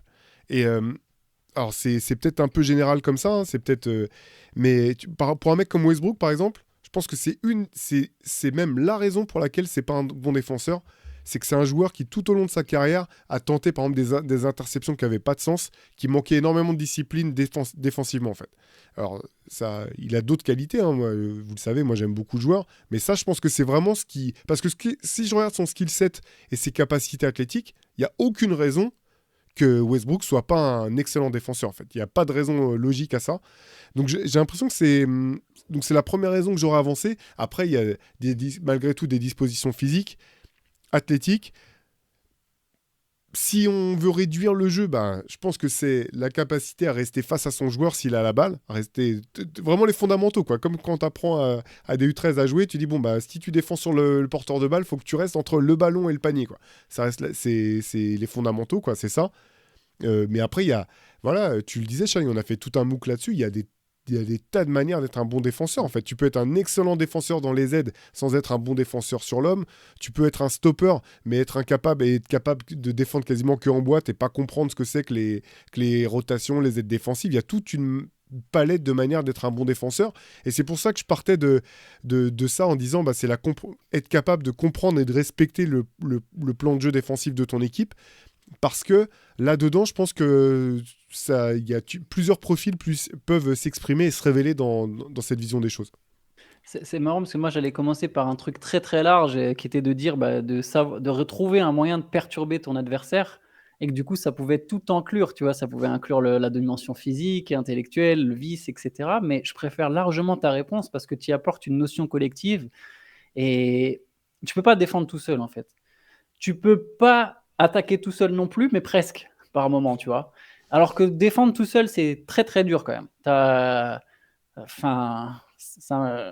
J'aime beaucoup ta réponse de respecter le plan de jeu collectif parce que, comme tu l'as dit, si tu te mets à juste penser à ta tête et même si tu as des qualités défensives, tu vois, exceptionnelles et que tu te mets à vouloir défendre tout seul, en fait, ça marchera pas. Donc j'aime bien cette réponse, moi. Je pense que tu as très bien répondu, Théo. Ouais, j'ajouterais la notion de dissuasion dans tous les sens du terme. C'est ce que j'aime bien observer quand je regarde des joueurs en situation défensive, et quel que soit leur poste sur le terrain. D'ailleurs, l'année dernière, on a beaucoup vu Victor Wembanyama faire fuir les joueurs quand il était près du cercle. Mais j'aime aussi voir des joueurs qui se font pas trop provoquer en 1 contre 1 parce qu'ils savent, l'adversaire sait que ce sera compliqué de le passer, de tirer face à lui, d'avoir un tir appréciable face à lui. Donc moi, je rajouterais aussi ça en plus de tout ce que vous avez dit qui est très très juste, hein, évidemment. J'ai presque envie de reparler de l'échange entre Brandon Jennings et Gilbert Arenas. Ouais. Et sur le fait que Gilbert Arenas, il n'a pas dû bien comprendre ce que c'était un bon défenseur. Arenas, il maintient que si ton vis-à-vis il marque 0 points, c'est que tu as fait le taf. Et que voilà, si ton vis-à-vis il fait des passes décisives, tu n'en as rien à faire, c'est pas toi, c'est l'autre mec qui est en cause. Par exemple, s'il défend sur Jason Kidd au poste et que Jason Kidd lâche la balle et qu'il y a un alley-oop sur la passe de Jason Kidd, c'est pas de sa faute à lui, c'est de la faute de l'autre gars. Et Brandon Jennings qui a envie de s'arracher les cheveux en lui disant mais mec, s'il fait 20 passes d'ess, ça fait 40 points minimum. C'est plus que ce que tu vas scorer. Et voilà, cet échange est assez marrant, ça m'y a fait penser, tu vois. C'est assez représentatif de la mentalité d'Arenas pendant sa carrière quand même. C'est assez incroyable et c'est comme je vous le disais par texto, ce qui est fou en plus c'est qu'Arenas il choisit Jason Kidd en fait. Il choisit le pire exemple pour sa cause parce que c'est vraiment le joueur qu'on a rien à foutre de mettre 20 points et qui peut te tuer en donnant 20 passes en fait. Et que ton rôle si t'es défenseur et que tu défends sur Jason Kidd, ton objectif, si je vais rajouter ça par rapport à, tu vois, à la question de base, c'est qu'en fait si un bon défenseur c'est pas simplement de réduire. Si tu dis je vais réduire le nombre de passes, de points de l'adversaire, bien sûr c'est intéressant, mais en fait ton objectif c'est de réduire son impact sur le jeu. Donc si tu défends sur un meneur dont le plus gros impact c'est en distribuant 20 passes décisives, le fait que tu défendes bien c'est en l'empêchant de faire 20 passes décisives. Si tu es face à un mec qui prend 8 rebonds offensifs par match, ton rôle en tant que défenseur, c'est de l'empêcher de prendre 8 rebonds offensifs par match. C'est pas juste d'être sur le fait qu'il prenne ses points, en fait. Enfin bref, hallucinant cet échange. Et encore plus beau, pardon, je finis, parce que sur ce truc-là, ce qui est dingue, c'est que il y a Kenyon Martin à côté, qui dit, en gros, qui dit oui, oui, il a raison, Gilbert Arenas, si j'ai empêché le mec de marquer, mais qu'il a filé la balle à quelqu'un d'autre, c'est à l'autre de marquer. Et ça, franchement, tous les podcasts où les mecs disent non, mais les journalistes, ils connaissent rien au basket, ils ont pas joué dans la ligue, ils ont pas d'expertise, t'as envie de me dire non, mais ok. Bref. Ça venait du cœur. Question de Pierre. Salut l'équipe, bravo pour tout votre boulot, c'est toujours un plaisir de vous écouter. On cherche souvent à deviner quel joueur sera le nouveau Jordan. On parlait de Kobe, de LeBron, mais est-ce que ce ne serait pas Caitlin Clark? Je m'explique. On dit toujours qu'il y a eu un avant et un après Jordan pour la NBA, surtout en termes de médiatisation et d'internationalisation de la NBA, en plus de son niveau de jeu incroyable. Est-ce que Clark n'a pas le potentiel pour se rapprocher de ce que Jordan a fait en termes de développement de la WNBA? Même si elle est très jeune et qu'elle a tout à prouver, l'engouement autour d'elle me semble être du jamais vu pour le basket féminin. Sans oublier tous les accomplissements réalisés avant, est-ce qu'il n'y aura pas un avant et un après Clark pour le basket féminin et la WNBA?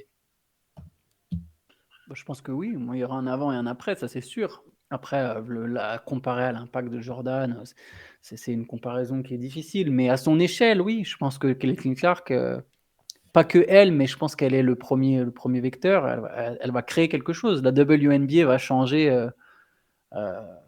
pour les 30 prochaines années. Il va y avoir de plus en plus de matchs, de plus en plus d'argent, de plus en plus de médiatisation, et donc d'argent. Non, ça c'est sûr. Je trouve que la comparaison est assez juste, notamment parce que finalement, comme Jordan, je pense qu'elle arrive au bon moment en fait. C'est-à-dire que Jordan, il est arrivé après Bird et Magic qui avaient déjà relancé la ligue. Il arrive au moment où les droits télé sont achetés le plus partout à travers la planète. Et j'ai l'impression que ça, tu peux dire, c'est un peu pareil comme Caitlin Clark, pardon. Elle arrive après une super génération de joueuses. Donc les gens qui suivaient déjà la WNBA étaient déjà fans de WNBA et continuaient à la suivre. Et elle, en fait, c'est pas seulement sur la télé, c'est sur le développement des réseaux sociaux.